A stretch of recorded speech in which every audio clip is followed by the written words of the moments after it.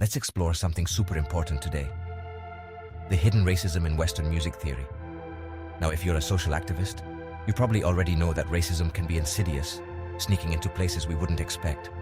But music theory, yeah, it's there too. First off, Western music theory, which many of us learn in school, is heavily Eurocentric. It elevates the works of white European composers like Bach, Beethoven, and Mozart as the gold standard.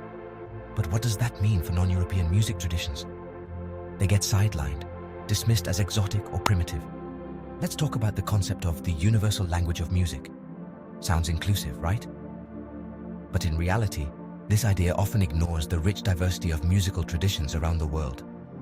It forces non-Western musicians to conform to Western standards if they want to be taken seriously.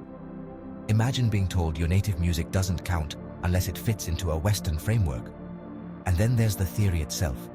Take the major and minor scales, for example. These are considered the foundation of Western music. But there are countless other scales and modes in Indian, African, Middle Eastern, and East Asian music that are just as complex and beautiful. Yet, they're rarely given the same respect or attention in music education. Even the terminology used in Western music theory can be exclusionary. Terms like perfect intervals and dissonance carry a value judgment that aligns with Western tastes. Non-Western sounds are often labeled as imperfect or wrong. This not only disrespects diverse musical traditions, but perpetuates a hierarchy that places Western music at the top.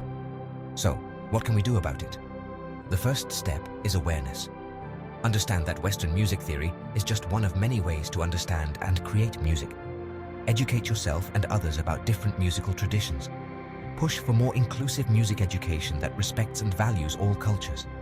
By challenging the hidden racism in Western music theory, we can start to create a more equitable and inclusive world for all musicians. What do you think? I dare you to share this.